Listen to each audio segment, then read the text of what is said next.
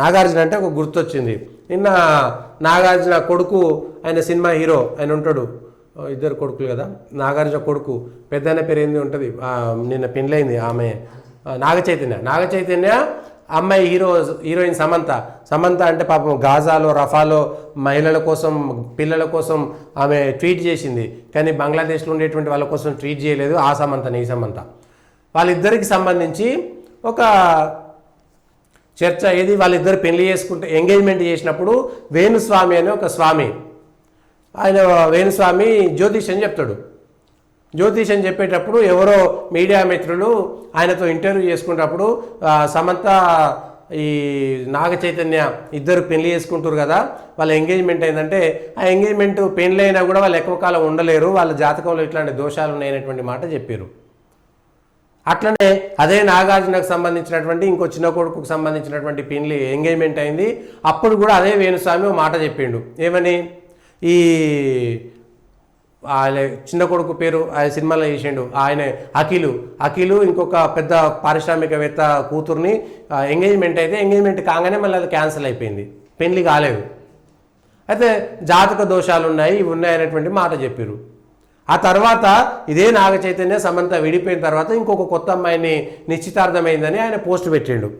ఆయన పోస్ట్ పెడితే వాళ్ళిద్దరి జాతకం కూడా బాగలేదు, వాళ్ళు కూడా విడిపోయేటువంటి పరిస్థితి ఉన్నది.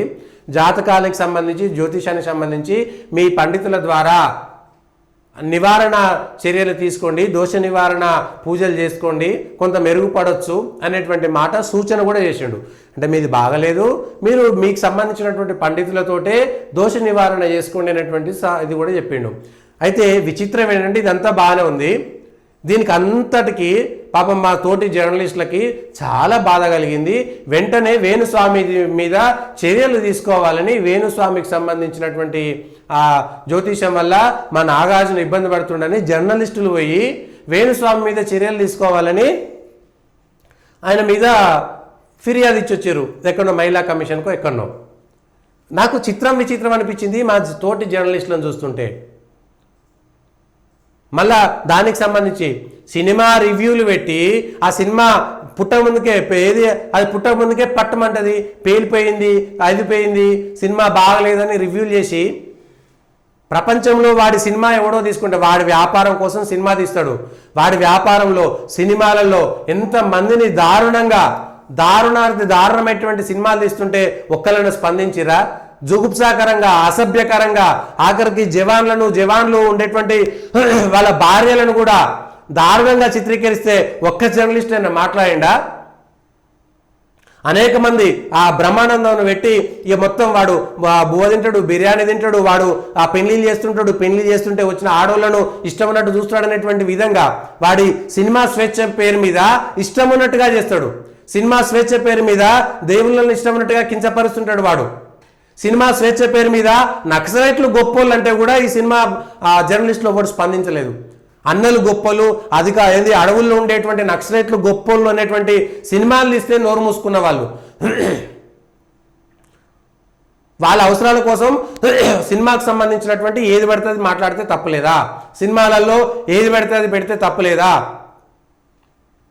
మరి ఇదే సినిమా వాళ్ళు కాశ్మీర్ ఫైల్స్ సినిమా తీస్తే దానిపైన ఎందుకు దానికి మద్దతుగా ఒక్కరు కూడా రాలేదు? దానికి వ్యతిరేకంగా మాట్లాడినటువంటి వాళ్ళను ఎందుకు తీసుకొచ్చి ఇవాళ స్టూడియోలలో కూర్చోబెట్టిరు?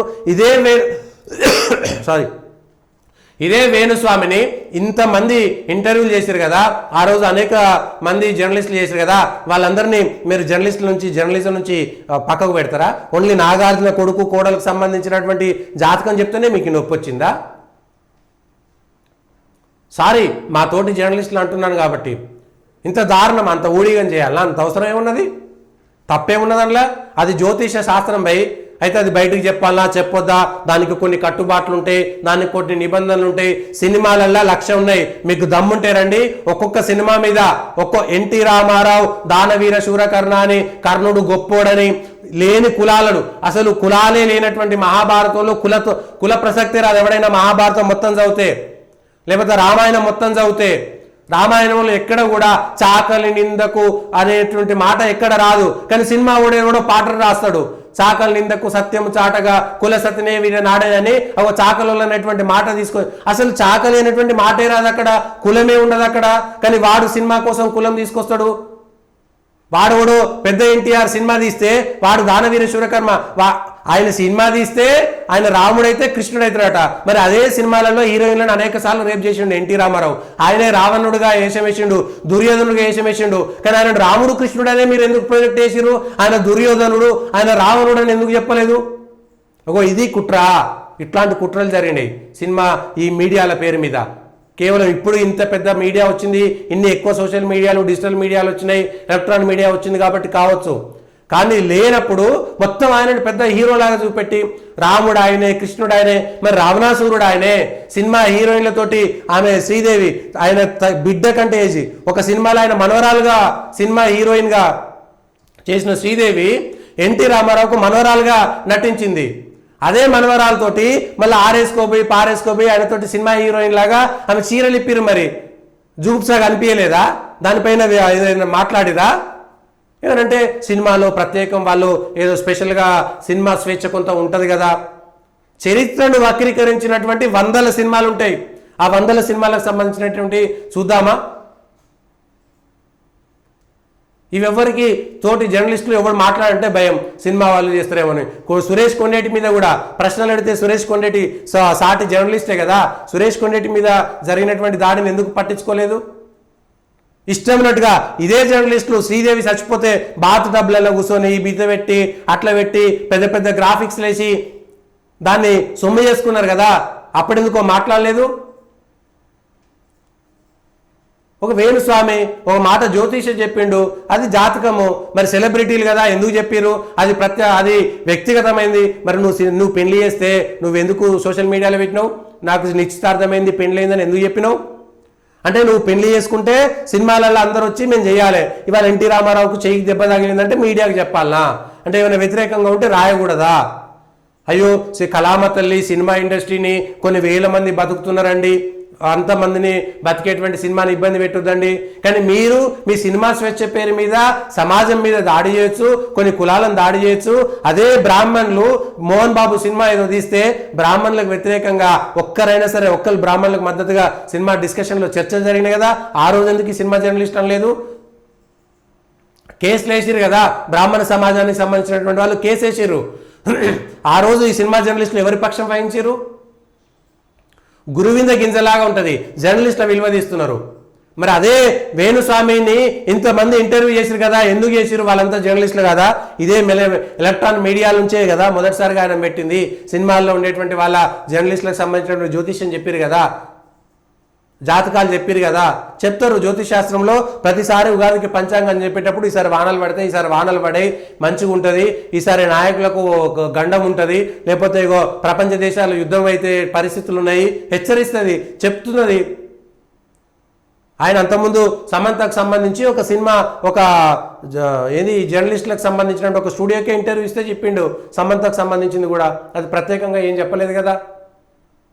విచిత్రమైనటువంటి పరిస్థితి. సినిమా ఇండస్ట్రీ పేరు మీద వాళ్ళు డ్రగ్స్ పెడితే వాళ్ళ డ్రగ్స్ గురించి మాట్లాడితే కూడా కష్టమంట. సినిమా వాళ్ళు డ్రగ్స్ వాడుతున్నారని తెలిస్తే ఆ వార్తలు ఇచ్చినప్పుడు కూడా అదే ప్రాబ్లం అవుతుందంట. వాళ్ళు ఏదో పైనుంచి దిగొచ్చినట్టు వాళ్ళ మీద వ్యతిరేక వార్తలు రాయొద్దన్నట్టుగా సెలబ్రిటీలని ప్రజలు చేసేది ఇదంతా పిచ్చి. వాళ్ళు ఒక ప్రత్యేకమైనటువంటి దైవదూతలుగా చూసేటువంటి పరిస్థితి ఎందుకు వచ్చింది? వాళ్ళు వాళ్ళ పైసలు సంపాదించుకుంటారు. ఆఖరికి సినిమా వాళ్ళు దీనిపైన ఒక్క సినిమా జర్నలిస్ట్ అయినా రాసిండ దమ్ముందా? రఫా మీద రాసినటువంటి వాళ్ళు ఆల్ ఐసాన్ రఫా అని ట్వీట్ చేసి సోషల్ మీడియాలో పెట్టినటువంటి వాళ్ళందరూ కూడా వాళ్ళు నిజమైనటువంటి సినిమా వాళ్ళైనా దేశద్రోహులా దొంగలా కాదా? రఫా మీద మాత్రం ఎందుకు చేస్తారు? ఇజ్రాయెల్ మీద దాడి జరిగినప్పుడు ఇజ్రాయెల్లో 500 మంది 600 మంది చచ్చిపోతే వాళ్ళ కోసం ఒక కన్నీటి చుక్కను కూడా ఈ సినిమా వాళ్ళు కూడా ఒక్కరు కూడా స్పందించలేదే. మరి బంగ్లాదేశ్లో నిన్న 100,000 మంది హిందువుల మీద దాడులు జరిపితే ఎందుకు వాళ్ళకైనా కన్నీటి చుక్క కార్చలేదు? ఎందుకు? మరి సినిమాల్లో ఈ ద్వంద్వ విధానం ఎందుకున్నది? అందరినీ అవహేళన చేసుకుంటూ సినిమా స్వేచ్ఛ పేరు మీద ఎవరిని పెడితే వాళ్ళని అవహేళన చేసేటువంటి స్వేచ్ఛ మీకు ఎవడిచ్చిండు? మహాభారతాన్ని రామాయణాన్ని ఇష్టమున్నట్టుగా వాడు ఎవడు పెడితే వాడు కూడా సినిమాల మాటల రచయిత అని పెట్టుకొని రామాయణం ఒక రంకు భారతం ఒక బొంకు అని రాసి పెడితే అదే సినిమా అదే భాష ఇప్పుడు నానుడిగా మారిపోయింది. రామాయణం మీద భారతం మీదకి ఏం తెలుసు భయ్, వాడు కూడా వేదాల మీద రాసేస్తాడు. వాడు పంచమ వేదం ఈ వేదాలు అట్లుంది, వాడు మను అని రాసేస్తాడు, ఇష్టం ఉన్నట్టుగా రాసేస్తారు సినిమా స్వేచ్ఛ పేరు మీద. పెద్ద ఎన్టీఆర్ నుంచి మొదలు పెడితే ఇప్పటిదాకా అనేకమైనటువంటి చరిత్రలను వక్రీకరించారు. దమ్ముందా అన్నిటి మీద మాట్లాడే దమ్ముందా? కర్ణుడు గొప్పోడా కాదా అనేటువంటి విషయానిపైన చర్చ ఉండాలి కదా. భారతం మీద ఒక సినిమా తీసినప్పుడు భారతంలో ఉన్నటువంటి నిజమైనటువంటి చెప్పాలి. రామాయణం మీద ఒక సినిమా తీసినప్పుడు రామాయణం మీద చేయాలి, అదే విధంగా చూపించాలి. మీరు తప్పుడు విధానాలు ఎందుకు చూపించారు మీ సినిమాలలో? ఒక్క జర్నలిస్ట్ అన్న మాట్లాడిండా? ఇవాళ వేణుస్వామి తప్పు చేసిండు, అలా ఆయన జ్యోతిష్యం చెప్పిండు, జాతకం చెప్పిండు, తప్పే ఉన్నదనలా మంచిగా చెప్పిండు కదా. అయితే వాళ్ళ కుటుంబం లోపలికి తోసుకుపోయాడా? మీ సినిమా వాళ్ళ ఉంటుంది మన జర్నలిజం పేరు మీద బెడ్రూమ్లకు పోయి తోసుకుపోయి ఇష్టం ఉన్నట్టుగా వార్తలు రాసినటువంటి దారిద్ర్యం అయితే కాదు కదా అది. ఆయన మంచి చెప్పిండు, అయ్యే నాగార్జున గారు మీ కొడుకు కోడలికి ఇల్కడ కూడా దోషం ఉంది, దోష నివారణ చేసుకోమని చెప్పిండు. మళ్ళీ ఆయన ఇది నాకు తప్పు కావాలని కోరుకుంటున్నా, మంచి మీకు మీ కుటుంబానికి మంచి జరగాలని కోరుకుంటున్నటువంటి మాట కూడా చెప్పిండు అందులో. ఈ విషయాలపైన ఆ జర్నలిస్టులు ఎవరైతే పోయి ఇచ్చిరో ఆ జర్నలిస్టులలో కూడా కావాలని కొంతమంది విదేశీ భావజాలం ఉన్నటువంటి శక్తులు ప్రేరేపించినటువంటి కుట్రలు కూడా ఉన్నాయి సినిమాలలో. అరే నక్సలైట్ గొప్పోడని చూపించినటువంటి సినిమాలను కూడా మీరు గొప్పగా రివ్యూలు రాసిరు. నక్సలైట్ ఎట్లా గొప్పోడవుతాడు? అడవులలో ఉండి ఎవరిని పడితే వాడి చంపినోని వారి సినిమాలు కూడా విడుదలైన ఇవాళ. ఇంతకంటే దారుణం ఉంటుందా? ఇష్టం ఉన్నట్టుగా దేవుళ్లను ఇక్కడ ఉన్నటువంటి పూజారులను ఆ వ్యవస్థనంతా ఇష్టం ఉన్నట్టుగా మీకు నచ్చినట్టుగా ఏదంటే సినిమా స్వేచ్ఛ. సినిమాలాగా చూడాలంటాడు. మరి భారతాన్ని భారతంలాగా చూడాలి, రామాయణాన్ని రామాయణంలాగా చూడాలి, మిగిలిన అన్నీ చూడాలి. అందులోనేమో మీకు అవసరం ఉంటేనో ఇంకో రకంగా, మీకు అవసరం లేకపోతే ఇంకో రకంగా. సినిమాలలో ఆడవాళ్ళందరినీ అంగాంగ ప్రదర్శన చేస్తేనేమో గొప్పోళ్ళు. వాళ్ళు ఏ ఒక్కరోజైనా ఇదే సినిమా జర్నలిస్టులు దరిద్రంగా అవుతుంది మన సినిమా వ్యవస్థ, ఇంతకంటే దిగజారకూడదు అనేటువంటి మాట ఒక్కసారైనా చెప్పిరా? బాలీవుడ్, టాలీవుడ్, కోలీవుడ్, కాలీవుడ్ ఏదో ఒక వుడ్ మీద తెలుగు సినిమా మొత్తం ఇదవుతుంది. ఒక్కడు కూడా తెలుగు డైలాగ్ ఉండదు, ఒక్కడు కూడా తెలుగు పేరు పెట్టుకోవడంలా. సినిమా వాళ్ళు వస్తే ఒక్కడు కూడా తెలుగులో మాట్లాడా? సినిమా వేదికల మీద మనకి తెలుగే రానట్టు ఏదో బ్రిటిష్ వాడికి పుట్టినట్టు మాట్లాడుతుంటారు ఒక్కొక్కడు సినిమా హీరోలు. పోనీ తమిళమోడో ఇంకో భాషోడో వచ్చి ఏదో రకంగా ఏదో భాష మాట్లాడాడు. ఇక్కడ పుట్టినోడు కూడా వాడు తెలుగు రానట్టుగానే మాట్లాడుతుంటాడు. తెలుగు మాట్లాడితే వానికి పెద్ద నొప్పి అవుతున్నట్టుగా, తెలుగే లేనట్టుగా వాడు మళ్ళీ మేము తెలుగు సినిమా అంటాడు. ఆ టైటిల్స్ అన్నీ ఇంగ్లీష్లో పెడుతుంటాడు. ఏదనంటే అభివృద్ధి అంటాడు. మళ్ళీ వీడు తెలుగు సినిమా నేను మాత్రమే కాపాడుతున్న తెలుగు సినిమా అని పెడుతుంటాడు.